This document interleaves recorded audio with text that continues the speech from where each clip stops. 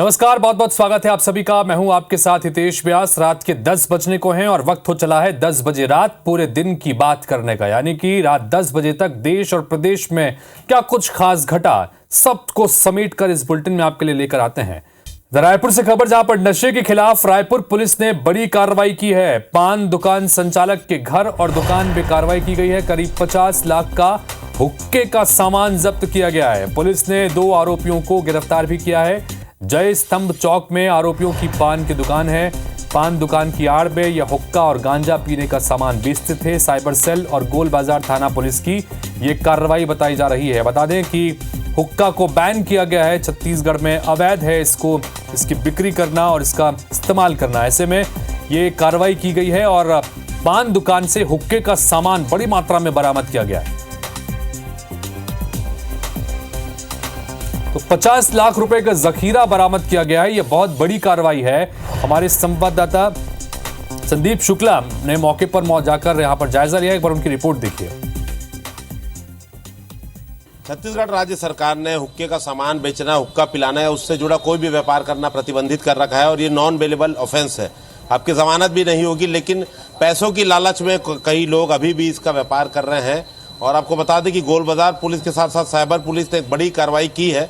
अशोक बंधानी और अनुराग बंधानी, आप देख सकते हैं, 2 आरोपी है जिन्हें गिरफ्तार किया गया है लाखों रुपए के हुक्के के सामान के साथ। जयस्तंभ चौक के पास एक पान की दुकान है, राज टॉकीज के बगल में, वहाँ इनकी पान की दुकान, और पहले भी ये लाखों रुपए हुक्के के साथ पकड़े जा चुके हैं। ये प्रतिबंधित है, गैर कानूनी है, फिर भी आप ये काम करते हैं, क्या कारण? कोटपा कानून के अंतर्गत ये प्रतिबंधित नहीं है। विक्रय कर रहे हैं आप, कोई प्रतिबंधित नहीं है। तो सरकार ने जो कानून हुक्के को लाके रखा है, सरकार ने जो प्रतिबंध लगाया है वो स्थान पे लगाया है कि सार्वजनिक स्थलों, बार, रेस्टोरेंट, इनमें नहीं पिलाया जाना है। अच्छा, फिर दुकान में सजा के क्यों नहीं बेचते आप?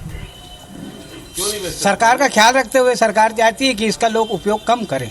अन्याय, आपके साथ अन्याय हुआ है? मेरे साथ अन्याय हुआ है। देखिए, ये 25-30 लाख रुपए का सामान पहले भी पकड़ा गया और नशे की नर्सरी हम पहले भी IBC 24 में दिखा चुके हैं। ये देखिए, तमाम सिगार, सिगरेट, उसके साथ कोयले का हीटर और हुक्के से जुड़ा तमाम सामान यहाँ पर है। और सबसे बड़ी बात, सामान लगभग 5 से 1 करोड़ रुपए का बताया जा रहा है। पूरा गोल बाजार थाना इससे भर गया है। एक ट्रक सामान आपको बता दें कि पुलिस लाइन में जमा है और बेशर्मी के साथ जो इसका व्यापार कर रहे हैं वो अपने आप को पीड़ित बता रहे हैं। और ये वही नशा है जो बच्चों को, युवाओं को बेचा जाता है। थाना प्रभारी हमारे साथ है। सर, क्या कार्रवाई हुई है, बताएंगे? अभी 2 व्यक्ति के विरुद्ध क्राइम और गोल बाजार पुलिस के द्वारा कोटपा अधिनियम के तहत रेड की कार्रवाई की गई है। कार्रवाई अभी जारी है। छत्तीसगढ़ में हुक्का पूरे तरीके से प्रतिबंधित है, इसलिए कड़ी सजा की हम उम्मीद करते हैं। कैमरामैन दीपक रत्नाकर के साथ संदीप शुक्ला, IBC 24 रायपुर।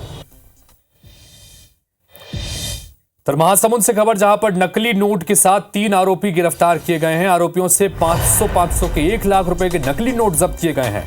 पुलिस ने 2 बाइक और 1 पिकअप भी जब्त किया है। सरायपाली पुलिस की यह कार्रवाई बताई जा रही है। तो महासमुंद से यह बड़ी कार्रवाई, जहां पर 500 रुपए के नकली नोटों का जखीरा बरामद किया गया है। नकली नोट जब्त किए गए हैं। आरोपियों के पास से 1 लाख रुपए के नकली नोट जब्त किए गए हैं। 500 के सभी नोट हैं।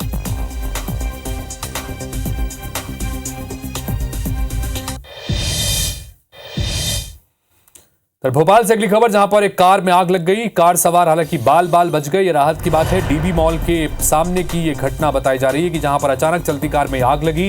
हालांकि कार में सवार लोगों को समय रहते बाहर निकाल लिया गया, वो खुद निकल गए, जिसकी वजह से बड़ा हादसा होने से टल गया। बाल बचे हैं, लेकिन कार पूरी तरह से जलकर खाक हो गई है। DB मॉल के सामने भोपाल की ये तस्वीरें आपको दिखा रहे हैं। आग में पूरी तरह से कार लिपटी हुई नजर आ रही है, लेकिन जो कार सवार थे वो बाल बच गए हैं। ये राहत की बात है।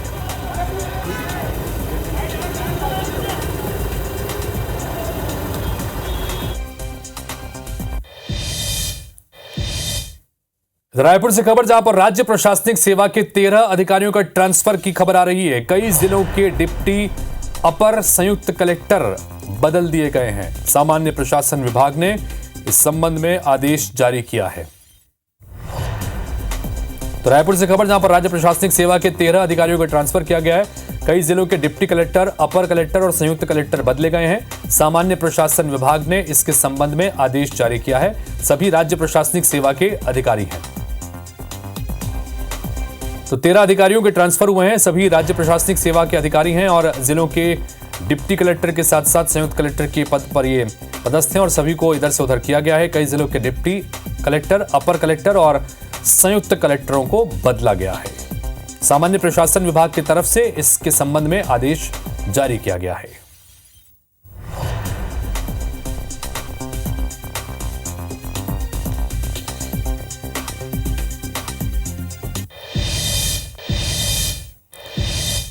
पूर्व मुख्यमंत्री कमलनाथ और सांसद नकुल नाथ ने छिंदवाड़ा और पांढुरना के कांग्रेस कार्यकर्ताओं की बैठक ली। मौके पर कमलनाथ ने भारतीय जनता पार्टी को एक बार फिर से राम मंदिर के मुद्दे पर घेरा। उन्होंने कहा कि कोर्ट का जजमेंट आया, इसके बाद राम मंदिर बनाया गया है। ये मंदिर आपका, हमारा, हम सबका है। वहीं सांसद नकुल नाथ ने कार्यकर्ताओं से कहा कि 2004 के लोकसभा चुनाव में हमारे पास जिले में कोई भी विधायक नहीं था, न ही जनप्रतिनिधि था, लेकिन हमने संगठन के दम पर चुनाव में जीत दर्ज की थी और आज का दौर भी उस जीत को याद कर आगे बढ़ने का है। ये भारतीय जनता पार्टी तरह तरह का प्रचार करेगी, धार्मिक भावनाएं बढ़ेंगी। राम मंदिर हमने बनाया, क्या राम मंदिर का पट्टा बीजेपी के नाम पर है? राम मंदिर तो सबका है, आपका है, मेरा है और देश की जनता के पैसों से बना। 2004 के चुनाव के बारे में याद दिलाना चाहता हूं। केंद्र में वाजपेयी जी की सरकार थी, प्रदेश में भारतीय जनता पार्टी की सरकार थी।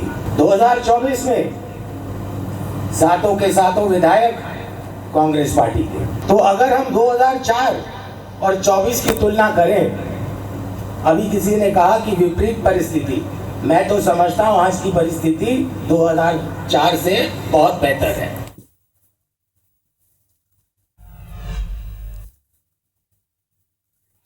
तो छत्तीसगढ़ के मुख्यमंत्री विष्णुदेव साय एक दिवसीय प्रवास पर सिंगरौली और शहडोल पहुंचे हैं।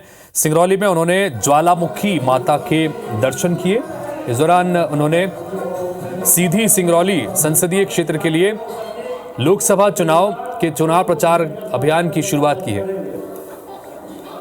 बैडन में आयोजित सम्मेलन में उन्होंने कहा कि इस बार भारतीय जनता पार्टी को 400 से ज्यादा सीट दिलाने का संकल्प लेना है, देश को विकसित राष्ट्र बनाने की दिशा में कदम बढ़ाना है। तो वहीं शहडोल में उन्होंने मध्य प्रदेश के पूर्व सीएम और कांग्रेस के वरिष्ठ नेता कमलनाथ पर निशाना साधा। उन्होंने कहा कि वर्तमान में हालात ये है कि कमलनाथ छिंदवाड़ा में पूछ रहे हैं कि चुनाव मैदान में उतरूं या नहीं।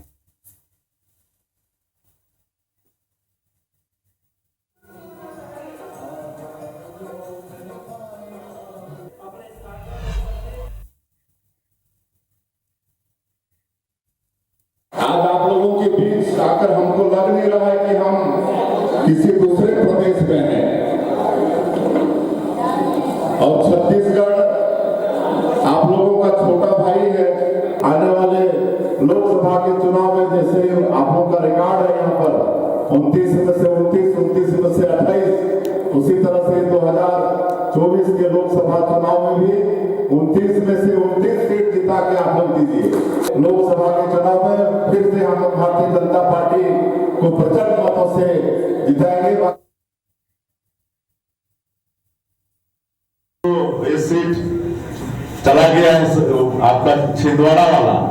अभी हमको पता चला रहा है कि वो भी पूछ रहा है कमलनाथ जी जनता से कि अगर आप लोग कहोगे तो नहीं तो हम यहाँ से चले जाएंगे। मतलब उसको भी अब विश्वास नहीं है, क्योंकि आज देश की जनता का एक बच्चा का विश्वास भारतीय जनता पार्टी के ऊपर में और हमारे यशस्वी प्रधानमंत्री के ऊपर में बढ़ा। प्रदेश में नक्सली लगातार बीजेपी नेताओं को टारगेट कर रहे हैं। एक बड़ी खबर बीजापुर से लगातार हमने इससे पहले भी आपको बताई। ताजा घटना बीजापुर का है, जहां शादी समारोह में गए भारतीय जनता पार्टी के नेता मंडल संयोजक पर हमला कर दिया गया। हमले में भारतीय जनता पार्टी के नेता बुरी तरह से जख्मी हो गए थे, अस्पताल ले जाया गया, लेकिन वहां डॉक्टर ने उन्हें मृत घोषित कर दिया। बताया जा रहा है कि लगभग 5 से 7 नक्सलियों ने हथियार से लैस होकर इस हमले को अंजाम दिया। पूरा मामला तोयनार थाना क्षेत्र के अंतर्गत आता है। तो बीजापुर के तोयनार से ये बड़ी खबर, जहां पर शादी समारोह में पहुंचे भारतीय जनता पार्टी के एक नेता जो कि मंडल संयोजक के रूप में भी काम कर रहे थे, उनके ऊपर जानलेवा हमला किया गया नक्सलियों ने और इसमें भाजपा नेता की जान चली गई है। गंभीर स्थिति में उन्हें अस्पताल ले जाया गया था, लेकिन उन्हें बचाया नहीं जा सका। संतोष तिवारी हमारे सहयोगी इस वक्त फोन लाइन पर जुड़े, उनसे बात करते हैं। संतोष, भाजपा नेता की आखिरकार जान चली गई है, उनकी मौत हो गई है। चूंकि इससे पहले हमने आपसे बात की थी, गंभीर रूप से उन्हें अस्पताल ले जाया गया था। क्या कुछ जानकारी निकल के आ रही है? जी, आपको बता दूं कि माओवादी जो हमले से गंभीर रूप से जो घायल नेता थे तिरुपति कटला, हालांकि अस्पताल उनको लाया गया तो डॉक्टर साहब ने उनका मृत घोषित कर दिया। आपको बता दूं, जो माओवादी ने उनको धारदार हथियार से जो वार किया था, ये तो एक शादी समारोह में गए हुए थे, वहाँ पे उनके पे गर्दन और छाती में धारदार हथियार से वार किए थे। गंभीर रूप से घायल थे, उनका हालांकि जिला अस्पताल लाया गया था, लेकिन वो अपने यहाँ आते तक दम तोड़ दिए। हालांकि ये जो घटना के बाद से सभी राजनीतिक दल के नेता यहाँ पहुंचे हुए, अस्पताल पहुंचे हुए, और उनके परिजन और रिश्तेदार और आजू बाजू के परिचित लोग सब पहुंचे हैं। रो कर उनका सबका बुरा हाल हो रहा है। बुरा हाल के साथ साथ यहाँ पे जो इलाके में दहशत का जो माहौल बना हुआ है, यहाँ पे जो गमगीन माहौल जो बना हुआ है, एक गमगीन माहौल के बने हॉस्पिटल में देखा जा रहा है। जिले के बड़े अधिकारी के साथ साथ राजनीतिक दल और उनके परिजन भी आके यहाँ पहुंचे हुए हैं, और उनके परिजनों का रो कर बुरा हाल हो रहा है। इसके अलावा संतोष, क्या इससे पहले कभी तिरुपति, जो कि भारतीय जनता पार्टी के नेता जिनकी हत्या कर दी गई है, क्या उनकी तरफ से या उनके परिवार की तरफ से कभी कोई खतरा बताया गया था या इस तरह का कोई अंदेशा बताया गया था? चूंकि शादी समारोह में गए थे अपने परिवार के साथ में, और वहां पर ये हमला नक्सलियों ने किया है, उनके ऊपर 5 से 7 नक्सली बताए जाने जैसा आपने जानकारी दी थी। क्या इससे पहले कभी कोई आशंका जाहिर की गई थी? इसको पहले बता दूं कि हालांकि भाजपा के नेता लोगों को इसके पहले किसी न किसी रूप से एक वार्निंग दिया था, लेकिन इनके पास ऐसा कोई वार्निंग या ऐसा कोई अल्टीमेटम या ऐसा कोई सूचना नहीं मिला था, या फिर ऐसा कोई इनको चेतावनी नहीं मिली थी माओवादी की तरफ से। हालांकि जिस इलाके में रहते इसके पहले भी तोयनार जाया करते थे, तोयनार में सोसाइटी जो रहता सोसाइटी का भी संचालन किया करते थे, लेकिन किसी भी प्रकार का इनको अल्टीमेटम नहीं मिला था। आज की भी बात बता दूं, आज ये जिस सोसाइटी को चलाया करते थे, आज 12:30-1 बजे दोपहर के उन सब चीजों को छोड़ दिया गया था, और कलेक्टर ऑफिस में करीबन 1.5 से 2 घंटा तक बैठे रहे, और एक हंसमुख चेहरे के नाम से जाने जाते थे। हालांकि ऐसा इनको किसी प्रकार का चेतावनी या किसी प्रकार का अल्टीमेटम नहीं दिया गया था। जी बिल्कुल संतोष, आप बने रहिए, चूंकि जाहिर तौर पर यह बड़ा घटनाक्रम है और भारतीय जनता पार्टी के नेता की हत्या कर दी गई है। इससे पहले भी लगातार टारगेट किलिंग के आरोप बीजेपी की तरफ से लगाए जाते रहे हैं वहां पर, और इन सब के बीच एक बार फिर से ये एक बड़ा घटनाक्रम हुआ है। नक्सलियों ने इस वारदात को अंजाम दिया है। एक तरह की कायराना हरकत है, क्योंकि लगातार बौखलाहट में नक्सली हैं, बैकफुट पर हैं, लगातार उनके खिलाफ कार्रवाई की जा रही है। ऐसे में एक एक कर अब भारतीय जनता पार्टी नेताओं राजनीतिक तौर पर हत्याएं हो रही हैं। ये चिंता की बात है। अब सरकार में भी चूंकि भारतीय जनता पार्टी है, ऐसे में ये बड़ी चुनौती भी एक तरह से नक्सलियों ने चुनौती भी दी है। लेकिन कुल मिलाकर ये एक खबर जो आ रही है, इसमें खबर यह है कि भारतीय जनता पार्टी के नेता की हत्या कर दी गई है। शादी समारोह में शामिल होने के लिए गए थे, भारतीय जनता पार्टी के नेता हैं और मंडल संयोजक हैं, तिरुपति इनका नाम है, और 5 से 7 नक्सलियों ने शादी समारोह के दौरान इनके ऊपर जानलेवा हमला किया। गंभीर स्थिति में इन्हें अस्पताल में ले जाया गया था, लेकिन इन्हें बचाया नहीं जा सका। हमले में भाजपा नेता की जान चली गई है। और संतोष तिवारी व्हाट्सएप में लगातार बने हुए हैं। संतोष, भारतीय जनता पार्टी के क्या किसी नेताओं को कोई रिएक्शन इस मामले में अब तक आया है जिले के? चलिए, फोन हमारे सहयोगी का कट गया है, लेकिन कुल मिलाकर ये बड़ा घटनाक्रम और इससे जुड़ा अपडेट ये आ रहा है कि नक्सली हमले में घायल भारतीय जनता पार्टी के नेता जो मंडल संयोजक थे तिरुपति, उनकी मौत हो गई है, उनका निधन हो गया है। ये बड़ी घटनाक्रम है, चूंकि भारतीय जनता पार्टी की सरकार है, लगातार नक्सलियों के खिलाफ कार्रवाई करने को लेकर बात होती रही है। नक्सली बैकफुट पर भी हैं, और इसी बैकफुट पर होने का वजह से, दबाव में होने की वजह से इस तरह की बौखलाहट नक्सलियों की अक्सर निकल के सामने आती है। इससे पहले भी कांग्रेस की सरकार के दौरान भी लगातार Bharatiya Janata party target killing के आरोप लगाती रही कि टारगेट करके भारतीय जनता पार्टी के नेताओं कार्यकर्ताओं की हत्या की जा रही है। और एक बार फिर से एक और भारतीय जनता पार्टी की मौत के नेता की हत्या कर दी गई है।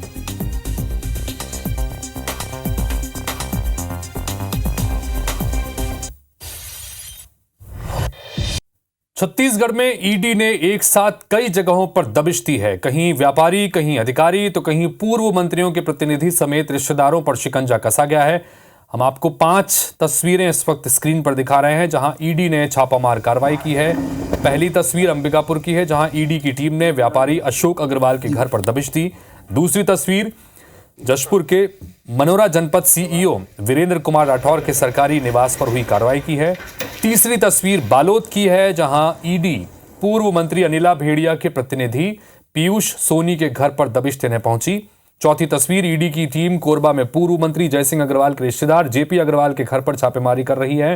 पांचवी तस्वीर कोरिया जिले के बैकुंठपुर की, जहां ईडी की टीम ने जनपद सीईओ राधेश्याम मिर्झा के ठिकाने पर छापामार कार्रवाई की है। अंबिकापुर में व्यापारी अशोक अग्रवाल के ठिकानों पर ईडी की टीम कागजातों के साथ ही डिजिटल उपकरणों की जांच कर रही है। तो वहीं बताया जा रहा है कि जेपी अग्रवाल का बेटा मनी लॉन्ड्रिंग में शामिल था।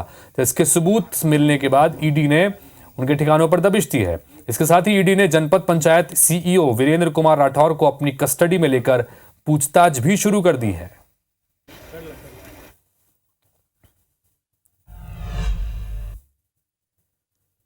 तो छत्तीसगढ़ के महादेव ऐप मामले में ईडी ने बड़ी कार्रवाई करते हुए राजधानी भोपाल से गिरीश तलरेजा को गिरफ्तार किया है।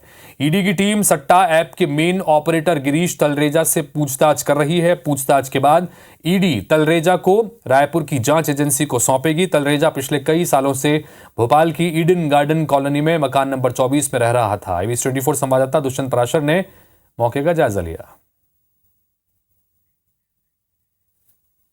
महादेव ऐप मामले में ईडी ने बड़ी कार्रवाई करते हुए राजधानी भोपाल से गिरीश तलरेजा नाम के व्यक्ति को गिरफ्तार किया है। लंबे समय से इस व्यक्ति की तलाश जो है ईडी को और अन्य जांच एजेंसियों को थी, लेकिन जब ये मामले का खुलासा हुआ तो इस मामले में लगातार जो जांच एजेंसियां जांच कर रही हैं उनको इस मामले का भी खुलासा हुआ था कि गिरीश तलरेजा नाम के व्यक्ति को जो है हवाले का पैसे का कारोबार जो है वो भी करता था। साथ ही साथ कई सारे और भी माध्यम उसने ईजाद कर रखे थे। वो गिरीश तलरेजा जो है वो इसी ईडन गार्डन कॉलोनी के घर नंबर 24 में निवास कर रहा था लंबे समय से। तो ऐसे में पुलिस ने जो कार्रवाई की है, ईडी ने जो कार्रवाई की है, इस घर में ही गिरीश तलरेजा जो है वो लंबे समय से निवास करता रहा है। तो ऐसे में ये जरूर कहा जा सकता है कि जब गिरीश तलरेजा को पुलिस ने गिरफ्तार किया है, ईडी ने गिरफ्तार किया है, तो इस पूरे मामले में कई और भी बड़े खुलासे हो सकते हैं। और ईडी जब इस पूरे मामले पर पूछताछ करेगा तो करोड़ों रुपए के झोल झाल के मामले भी निकलकर सामने आएंगे। कैमरा पर्सन दीपक पाटीदार के साथ दुष्यंत पारासर, IBC 24 भोपाल। तो इसी के साथ फिलहाल इस बुलेटिन में इतना ही, लेकिन खबरें और अपडेट्स का सिलसिला आगे भी लगातार जारी रहेगा। नमस्कार।